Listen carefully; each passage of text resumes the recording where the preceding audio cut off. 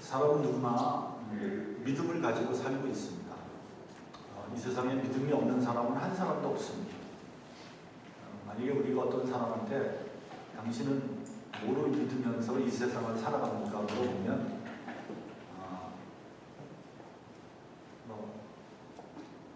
어떤 사람은 나는 아무것도 믿지 않습니다. 나는 무종교입니다. 나는 내 자신만 믿습니다. 이렇게 얘기하는 사람도 있을 겁니다. 그런 사람은 아무것도 믿지 않는 것이 아니라 자기를 믿는 거죠. 자기를. 혹은 어떤 사람은 나는 돈을 믿습니다. 이렇게 대답하는 사람도 있을 거예요. 혹은 어떤 사람은 나는 예수님을 믿습니다. 라고 얘기하지만 그 안을 들여다보면 돈을 믿고 사는 사람들도 있습니다. 아니 나는 예수님 믿는다니까요. 아니요, 당신은 돈을 믿는 사람입니다. 왜냐하면 당신은 돈에 올인하기 때문입니다. 돈이 생긴다면 무슨 일이든지 다 하잖아요. 돈이 생긴다면 교회에서 쑥쑥 빠지고 돈 벌러 가잖아요. 그러니까 당신은 예수를 믿는 것이 아니라 돈을 믿고 있는 거죠. 마태복음 6장을 보면 너희가 두 주인을 섬기지 못한다고 했습니다. 또한 하나님과 재물을 겸하여 섬길 수 없다고도 했습니다. 또 그 중에는 지식을 믿는 사람도 있습니다. 어떤 주의 주장을 믿는 사람도 있고요. 젊음을 믿는 사람도 있고요. 명예나 지위를 믿는 사람들도 있습니다. 그런데 여러분 한번 내가 믿고 있는 것을 한번 생각해 보십시오. 돈 믿을만 합니까? 여러분 주머니에 있는 돈이 다른 사람 손에 넘어간 순간 그 돈은 여러분 거 아닙니다. 아니 내가 내일 받기로 했는데요. 오늘 잠깐 꽂주는 건데 아니 그래도 그 돈은 여러분 거 아닙니다. 그 사람이 줘야지 여러분 거지. 안 주면 못 받는 거거든요. 내 자신 믿을만 합니까? 내 마음 나도 모르는데 나를 어떻게 믿습니까? 사람 믿을 수 있습니까? 시저가 자기 아들처럼 믿었던 브루터스, 그 사람도 시저에게 칼을 꽂지 않습니다. 시저가 브루터스 넘어져도 그러고 비명을 지르며 죽었습니다. 세상에 믿을 것 아무것도 없습니다. 그래서 여러분 괜히 허물키지 마시고요. 오직 믿을 수 있는 분은 하나님 한 분밖에 없다는 것을 꼭 기억하시기 바랍니다. 저는 목회하면서 저 사람만은 정말 나를 서포트할 것이다. 정말 교회를 위해서 최선을 다한다. 근데 안 그렇더라고요. 지나고 보니까 안 그래. 굉장히 실망을 하죠. 근데 하나님께서 믿지 말라고 그러시는 겁니다. 믿을 분은 하나님 한 분밖에 없다는 걸 계속해서 가르쳐 주시는 겁니다. 여러분 우리가 기독교를 믿는다는 것은 도대체 무엇인지 한번 생각을 해봐야 돼요. 우리가 가지고 있는 신앙은 어떤 신앙입니까?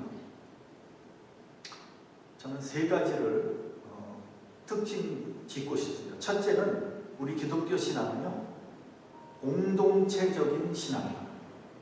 여러분 우리 다 같이 한번 해봅시다. 공동체적인 신앙입니다. 여러분 이 세상이 아무리 개인주의적으로 흐른다고 해도 기독교만은 공동체적인 신앙입니다. 그러므로 여러분 나만 예수를 잘 믿고 나만 천국 가면 된다고 생각하는 사람이 있다면 그것은 기독교를 크게 오해한 것입니다. 우리는 함께하는 신앙 공동체입니다. 그래서 교회가 중요한 거예요.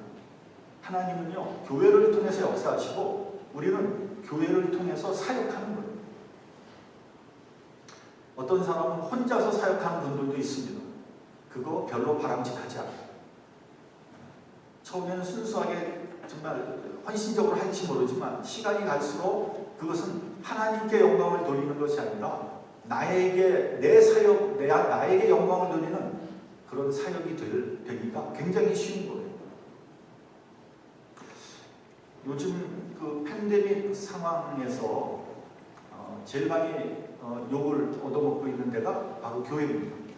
근데 그것은 너무나 당연한 일이에요. 왜 그러냐면 교회는 자꾸만 모이려는 속성이 있거든요.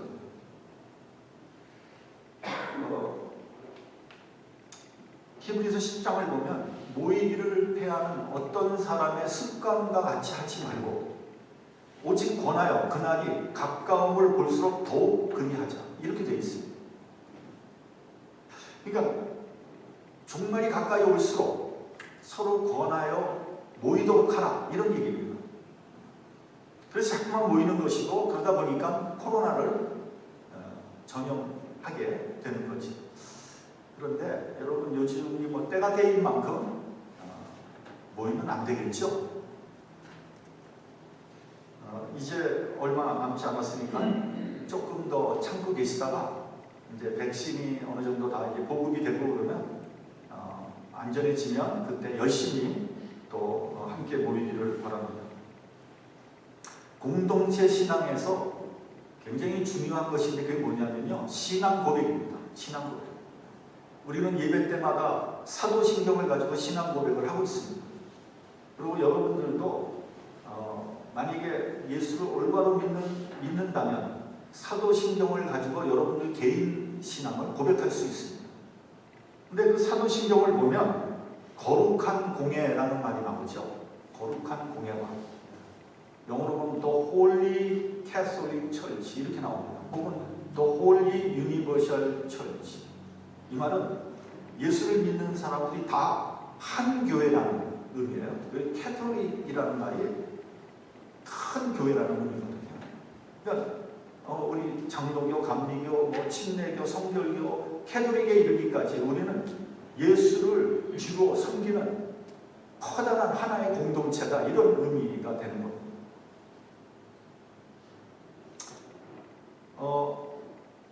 제가 전에도 한번 말씀드린 적이 있는데, 우리가 속해 있는 PCUSA 미국 장로교가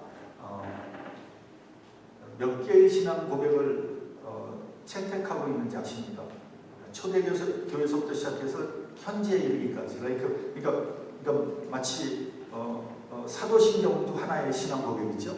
뭐 니케아 신조도 있겠고 웨스트민스터 신앙 고백도 있어요. 이렇죠. 신앙 고백들인데 몇 개를 채택하고 있는지 아십니까? 기억나세요?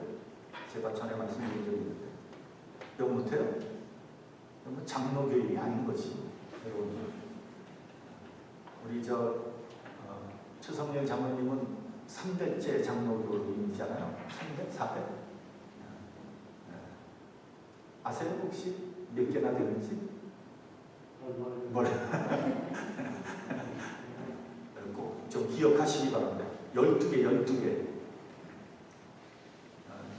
얼마 전까지는 11개였는데 최근에 하나가 더 들어왔어요. 그게 뭐냐면 벨하 신앙 고백이라고, 이것은 남아프리카의 흑백 인종차별을 반대하면서 채택한 그러한 신앙 고백입니다. 요즘에 미국에서 무슨 프라우드 보이스인가 이런 친구들 기독교를 표방하면서 흑백 차별하잖아요. 뭘 모르는 거지. 장로교가 인종차별을 반대한다는 걸 잘 모르는 거예요. 두 번째는 기독교는 순교적인 신앙입니다. 한번 다 같이 해봅시다. 순교적인 신앙이다. 순교적인 신앙이라는 좀 너무 겁나는 얘기 아닙니까? 무서운 얘기 같고요. 그런데 다시 말하면 이건 뭐냐면요, 십자가의 죽음과 부활을 믿는 신앙이다, 이런 의미예요. 여러분, 기독교에서 십자가와 부활을 빼면은 쓰러지죠. 여러분, 유교나 불교나 기독교랑 뭐가 다르겠어요? 십자가와 부활을 뺀다면 다 착하게 살라 그러지 다 악하게 살라 그러지 않잖아요. 그래서 이 십자가와 부활이야말로 다른 종교와 구별되는 독특한 기독교의 특징이다. 꼭 기억하셔야 됩니다. 특별히 부활이 없다면 교회는 존재할 수 없습니다. 또 부활이 있기 때문에 우리가 순교할 수 있는 거죠. 여러분, 목숨보다 중요한 게 어디 있겠습니까?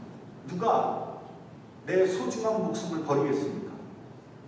그런데 부활이 있는 것을 확실히 알고 있으니까 순교해야 되는 순간에 순교할 수 있는 거예요.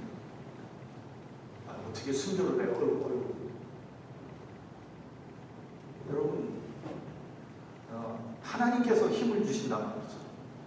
스테반 집사님이 순교할 때 성령이 충만하여 하늘을 우러러 주목하여 하나님의 영광과 및 예수께서 하나님 우편에 서신 것을 보았다. 그렇기 때문에 순교할 수 있는 거죠.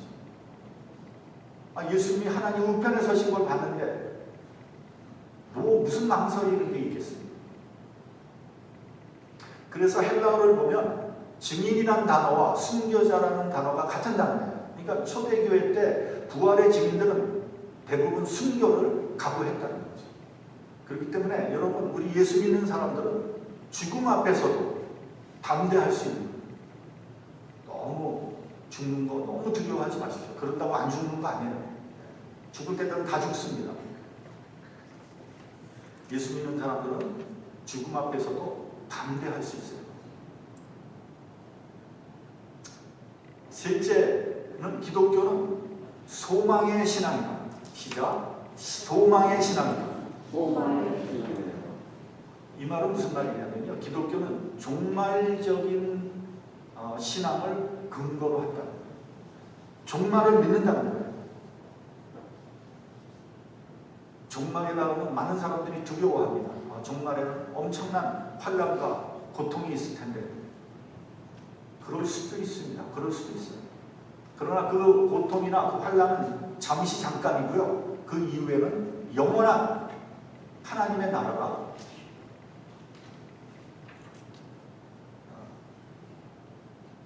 하나님의 나라로 들어가게 된다는 거죠. 베드로전서 5장 10절을 보면 영원한 영광에 들어가게 하신 이가 잠깐 고난을 당하게 한다라고 했습니다. 여러분, 우리가 이 세상 살 동안 환난과 고통은 늘 있습니다. 이거는요, 예수 믿지 않는 사람도 다 갖고 사는 거예요. 오죽하면 이 세상이 고해라 그러지 않았습니까? 고통은 어디나 있는 거예요. 그러나 그 고통은 잠시 잠깐 있는 거예요. 그 이후에는 영원한 나라가 기다리고 있는 거죠. 우리는 영원한 나라에 들어갈 소망을 가지고 신앙생활을 해야 합니다. 우리의 소망은 없어지거나 변질되는 것이 아닙니다. 여러분, 이 세상 사람들의 희망은요, 그건 대부분 다 신기루와 같이 사라지는 거예요. 여러분, 우리가 장밋빛 희망을 가지고, 그 희망이 어디 갔습니까? 지금 다 사라졌잖아요. 그러나 우리가 가지고 있는 소망은 영원한 거다, 이런 얘기입니다. 영국의 처칠 수상이 은퇴하고 나서 자기 모교에 가서 연설을 하게 되었다고 합니다. 2차 대전을 승리로 이끈 전설적인 처칠 수상이 온다니까 학생들이 흥분했어요. 과연 처칠은 무슨 얘기를 할까? 그래서 정말 강당에 학생들로 꽉 들어찼습니다. 드디어 처칠이 강단에 올라서가지고 사람들이 그냥 눈이 바짝바짝해서 기다리고 있는데 딱 3마디 하고 내려왔다는 거예요. 딱 3마디. 무슨 말이 있는지 아세요? 절대 포기하지 마십시오. Never give up. Never give up.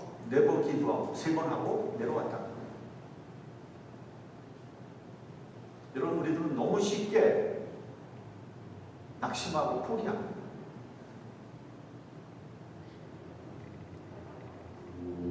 낙심하고 원망하고 스스로 절망에 빠지고 합니다. 그래서 남이 나를 버린 것이 아니라 내가 스스로 버리는 거예요. 그래서 여러분, 소망이 없는 사람은 죽은 사람이라 별 차이가 없는 거예요. 여기서 소망에 대해서 조금 더 깊이 한번 들어가 보겠습니다. 여러분, 소망이라는 것은 어떤 개인적이고 주관적인 기대나 막연한 바람을 얘기하는 것이 아닙니다. 소망은 확실한 약속이며 사실입니다. 리얼리티입니다. 리얼리티. 그래서 소망이 반드시 이루어지기 위해서는 최소한 3가지의 근거가 있어야 돼요. 첫째는 사실의 근거를 두고 있어야 돼요. 그것도 성경적인 사실. 여러분, 성경에서 나오는 사건은요, 역사적인 사건이고 사실적인 사건이지 포함된 어떤 신화적인 사건이 아닙니다. 성경의 사실에 근거를 둬야 된다, 이런 얘기입니다. 두 번째는 약속의 근거를 둬야 되는 겁니다. 이 약속은 하나님의 약속을 말씀하는 겁니다. 그것을 성경에서는 약속이라고 하지 않고 언약이라고 하죠. 언약. 영어로는 카버넌트라고 합니다. 카버넌트라는 의미는 피를 두고 맹세한 약속, 이런 뜻입니다.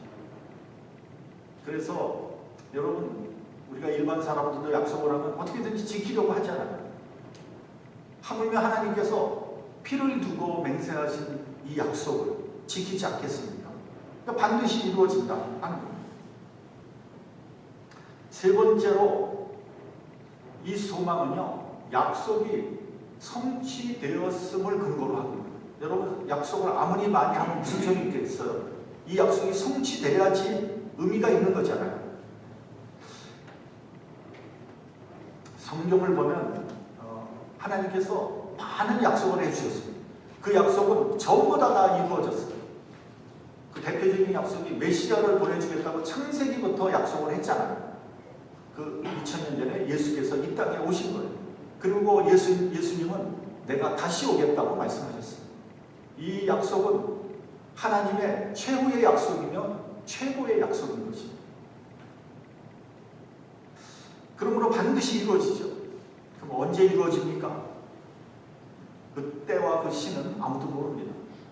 천사도 모르고요, 아들도 모르며 하늘에 계신 아버지만 알고 계신 거죠. 그런데 분명한 사실이 하나 있습니다. 주님의 재림이 그리 멀지 않다는 사실. 그래서 우리가 해야 될 일은 이것을 반드시 여러분 기억해야 됩니다. 깨어서 준비해야 됩니다. 깨어서 준비해야 합니다. 언제 오실지 몰라요.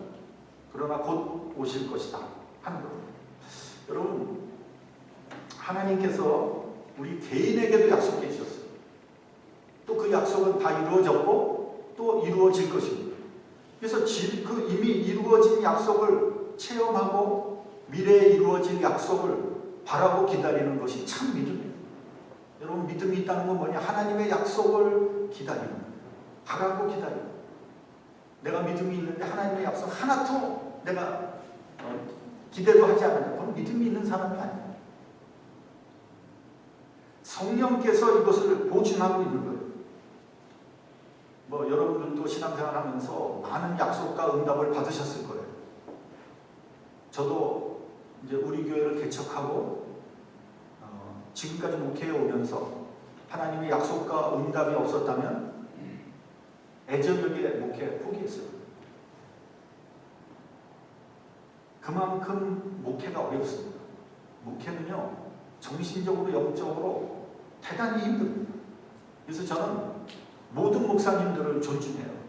그 중에서 특별히 개척 목회를 하신 목사님들, 성공을 했으나 성공을 하나 실패를 하나 상관없이 저는 존경합니다.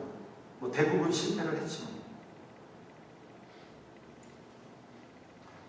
저도 이렇게 생각해보면, 과거를 이렇게 생각하면, 야, 어찌 그 길을 헤치면서 왔는지, 정말 하나님의 은혜고, 한편으로 생각하면 정말 꿈 같아요, 꿈. 한 20여 년 전에, 20년 전에 개척을 해서 지금까지 온 게 이렇게 생각하면 꿈 같아요, 꿈.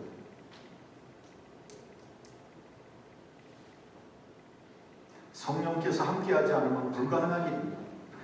이렇게 성령께서 일상생활을 통해서 약속하시고 삶 속에서 성취해 주신다는 거죠. 그렇기 때문에 우리 미래의 소망도 확실하게 믿고 기다릴 수 있는, 우리 본문 25절을 함께 봉독하겠습니다. 25절 시작. 예루살렘에 시므온이라는 한 사람이 있으니 이 사람이 의롭고 경건하여 이스라엘의 위로를 기다리는 자라. 성령이 그 위에 계시더라. 시므온이라는 사람이 나옵니다. 근데 이 사람은 어떤 사람이냐? 의롭고 경건한 사람이에요.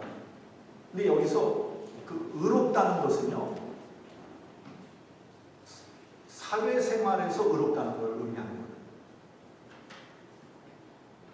거예요. 물론 그리스도인이라면 이 세상에서 의로워야 돼요. 그래서 우리를 뭐라 합니까? 세상의 빛과 소금이라고 하잖아요. 어떤 사람은 교회에서는 의로운데 세상에 나가면 별짓 다 해. 그리스도인이라고 얘기할 수 없어요. 여러분, 세상은 타락하고 오염되었지만 그리스도인들만은 깨끗해야 돼요. 여러분, 세상이 깨끗해질 것이라고 생각하는 건 오해예요. 그렇게 되지 않아요. 세상은 더럽고 타락한 것이에요. 거기서 빛과 같이 빛나야 되는 존재가 누구냐? 그리스도예요. 그게 그런 사람이 의로운 사람이에요. 또 시므온은 경건하다고 했습니다. 경건하다는 것은 무슨 말이냐면 종교 생활에 열정이 있다, 이런 얘기예요. 그 사도행전 10장에 보면 고넬료라는 사람이 나옵니다. 이 사람은 로마의 백부장이었습니다. 근데 이 사람은요, 그 성경에 의하면 하나님을 경외하며 백성을 많이 구제하고 하나님께 항상 기도했다고 했어요. 이방인이었지만 종교적인 열정이 많이 있었다는 거예요. 근데 어느 날 그런 고넬료에게 천사가 나타났죠. 그래서 요바에 있는 베드로를 청해라. 그리고 설교를 들어라. 천사가 이렇게 전해줍니다. 같은 시간에 천사가 역시 베드로에게 나타납니다. 그래가지고 여러분 환상을 보여주잖아요. 그래서 뭐 하늘에서 보제이가 내려와서 거기에 뭐 구조만 뭐 동물들 이런 것들이 막 잡아먹어라. 나는 못 먹겠습니다. 거부하고 나는 못 갑니다. 이러다 결국 베드로가 고넬료한테 가지 않습니다. 베드로가 설교할 때 성령께서 임하시고 모든 사람들이 은혜를 받게 됩니다. 근데 여러분, 왜 고넬료에게, 하필 고넬료에게 이런 일이 일어난 것입니까? 그는 경건했기 때문에. 성경은 고넬료를 경건한 사람이라고 기록하고 있습니다. 의롭고 경건한 시므온이 이스라엘의 위로를 기다리고 있었다라고 되어 있습니다. 그러니까 메시아가 오기를 기다리고 있었던 거죠. 그 당시에 이스라엘의 회복과 위로를 기다렸던 사람은 아마 수없이 많았을 겁니다. 속박 가운데서 자유함을 바라지 않는 사람이 어디 있겠습니까? 고통과 시련 가운데 기적이 나타나기를 바라지 않는 사람이 어디 있겠습니까? 그러나 기다린다고 다 보게 되는 축복을 받게 되는 것은 아닙니다. 오직 시므온과 같이 의롭고 경건한 사람만이 하나님의 약속의 성취를 경험할 수 있는 거예요. 본문 26절을 보면 저가 그리스도를 보기 전에 죽지 않을 것이라는 성령의 지시를 받았다고 했습니다. 그런데요, 여러분,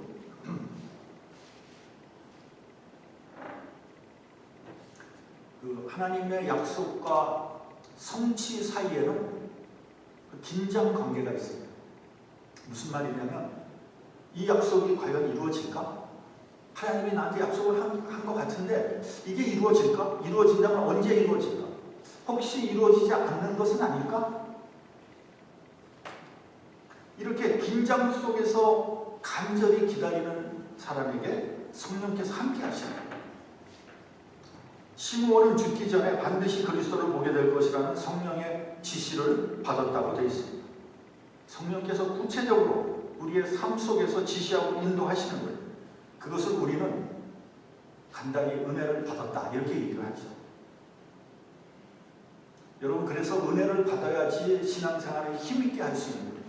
시련이 오고 고난이 와도 신앙생활을 변하지 않고 흔들리지 않고 할 수 있는 것은 어떻게 할 수 있느냐?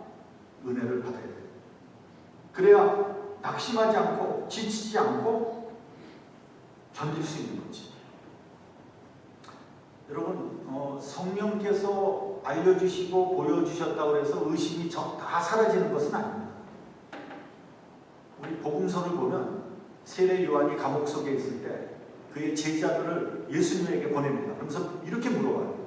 오신다는 분이 당신 맞습니까? 아니면 우리가 다른 사람을 기다려야 합니까? 정말 이거야말로 몽창 두들기는 소리를 한 거죠. 여러분, 성경에서 보면 예수께서 세례를 받으시려고 세례 요한에게 나왔을 때 세례 요한이 뭐라 그랬습니까? 보라, 세상 죄를 지고 가는 하나님의 어린 양이로다. 그렇게 얘기했죠. 또 당신의 신들매를 풀기에 또 감당하지 못하겠습니다. 그렇게 얘기했죠. 그리고 또 내가 당신에게 세례를 받아야 되는데 어찌하여 당신이 나에게 세례를 하시는 세례 받으러 나오십니까? 그렇게 얘기했거든요. 예수님이 세례를 하는 것이 하나님의 뜻이다. 그래서 세례를 받은 거 아닙니까? 또 요단강에서 예수님께 세례를 베풀 때 성령이 비둘기같이 예수에 임하는 것을 보고 하늘에서 소리가 들리잖아요. 이는 내 사랑하는 아들이요 내 기뻐하는 자다. 이렇게 확실한 성령의 증거를 받았는데도 불구하고 예수님을 의심하고 헛소리를 한 거예요. 그러므로 여러분, 내가 뭐 성령의 어떤 계시를 받았다, 어떤 능력을 받았다 해서 뭐 의심이 안 생기는 거 아니에요. 흔들리지 않는 것이 아닙니다. 저는 지금 생각해보면 뭐 확실치는 않지만 한 35살쯤에 하나님의 콜링을 받은 것 같아요. 그러니까 처음엔 잘 몰랐어요. 근데 그 목회에 대한 어떤 그 성령의 강한 감동이 있는 거예요. 그래서 내가 왜 이러지? 좀 이상한데? 그런 생각을 했어요. 왜냐하면 저는 하나님께서 저를 목회자로 부르실 줄은 정말 꿈에도 0.01%도 생각을 못했거든요. 아니, 할 생각도 하지 않았거든요. 근데 뭐 이상하니까 고민하고 기도하고 그러는 중에 목회자의 길을 가야 될지도 모르겠다 하는 생각이 들기 시작했어요. 왜냐하면 여러 가지 환경과 여러 가지 사건들이 그 목회 쪽으로 자꾸만 기울어지는 거예요. 뭐 그런 사건들을, 그런 아주 결정적인 사건들이 여러 번 있었어요. 뭐 그거 다 얘기하면 오늘 시간 12시 안 되니까 그냥 다 생략해버리고요. 그래서 안 되겠다. 일단 3년을 그렇게 고민하고 기도하다가 38살에 신학교에 일단 입학했어요. 신학교에 입학하니까 한국 사람들이 있잖아요. 한국 사람들이 여러 있더라고요. 그분들이 저한테 물어보는 거예요. 혹시 목사님이십니까? 그때 목사처럼 보였던 거예요. 그래서 아니요? 그랬더니 그럼 전도사님이십니까? 아니요? 그랬더니 그럼 뭡니까? 집사입니다. 그랬더니 그분들이 뭐라 그러면 신학교에 들어오면 무조건 목사님 아니면 전도사님이 된다는 거예요. 그래서 아니요, 저는 목사님도 아니고 전도사님도 아니고 저를 제발 집사로 좀 불러주세요. 저는 신학을 공부하고 싶어서 단순히 신학교에 온 거지 목회자 되려고 온 것이 아닙니다. 그러니까 끝까지 거부하는 거예요.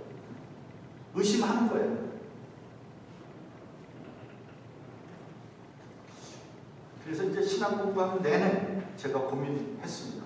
전도사 생활을 하면서도 고민했어요. 내가 과연 받아도 되나? 근데 이제 신학교 마지막 해에 목회자의 길을 가라고는구나. 이것은 내 숙명이구나 하고 받아들이게 됐고요. 목사 안수를 받기로 결심을 했습니다. 그러니까 여러분, 인간이 어리석어서 그렇게 여러 번 하나님께서 사인을 주시고 약속을 해주셨는데도 불구하고 계속해서 의심하고 뒤돌아보고 망설이는 거예요. 근데 그럴 때마다 성령께서 세심하게 구체적으로 인도하시고 깨닫게 해주시는 거예요. 그래서 그 성령을 우리가 보혜사 성령이다 이렇게 말씀하는 거예요. 성령도 그냥 성령이 아니라 보혜사 성령이다. 보혜사 성령은 나를 보호해 주시고 격려하시고 인도하시는 그런 구체적인, 그렇게 은혜를 베푸시는 분이다, 이런 뜻이거든요. 시므온은 이미 늙었어요. 죽을 날이 멀지 않았습니다. 27절을 보면 어느 날 성령의 감동을 받게 돼서 예루살렘 성전으로 올라갑니다. 근데 그때 마침 아기 예수의 결례의 날이었어요. 원래 유대의 그 문화는 특별히 첫 번째 사내 아이는 8일이 되면 할례를 하고요. 하나님 앞에 봉헌하는 그런 예식을 치르게 됩니다. 결례라고 이제 하죠. 시몬이 아기 예수를 보는 순간 성령의 감동이 오는 거예요. 저 아기가 메시아다. 여러분 생각해 보세요. 8일 돼서 8일. 요만한 애기잖아요. 그 애기를 딱 보는 순간 메시아다. 그 계시를 받았고요. 아기 예수를 품에 안았습니다. 성경에는 나오지 않지만 아마 이 시몬은 감격의 눈물을 흘렸을 것입니다. 그는 아기를 안고 찬송합니다. 천지의 주제여 이제는 말씀하신 대로 종을 편안히 놓아주신도다. 이 말은 다시 말하면 이제는 편안히 눈을 감을 수 있겠습니다. 더 이상 아무런 소원이 없습니다. 메시아를 보았으니 더는 소원이 없습니다. 행복의 절정을 표현한 겁니다. 근데 여러분 한번 생각해 보세요. 늙은 시몬이 메시아 같다고 회춘을 하겠습니까? 아니면 부귀영화를 누리겠습니까? 다만 메시아를 만났다는 기쁨과 감격만으로 충분했던 거죠. 그리고 이렇게 말을 합니다. 내 눈이 주의 구원을 보았사. 이는 만민 앞에 예비하신 것이요 이방을 비추는 빛이요 주의 백성 이스라엘의 영광이라 했어요. 그러니까 여러분 시몬은 그 아기 예수 8일밖에 안 된 그 정말 갓난아기를 보고 이 아기로 말미암아 복음이 전 세계에 전해지게 될 거라고 그 계시를 받은 거예요. 그로부터 무려 1000년, 2000년 후의 계시까지 시몬은 받은 거예요. 그리고 그것은 결국 이스라엘의 영광이 될 것이다. 이렇게 선언을 하는 거예요. 여러분 내가 믿고 있는 예수님은 어떤 분입니까? 나는 예수님을 어떻게 받아들이고 있습니까? 여러분 나만 축복받고 나만 구원받으면 되는 겁니까? 나만 편안하고 나만 배부르면 되는 겁니까? 여러분 지금 팬데믹으로 인해서 많은 사람들이 고통을 당하고 있습니다.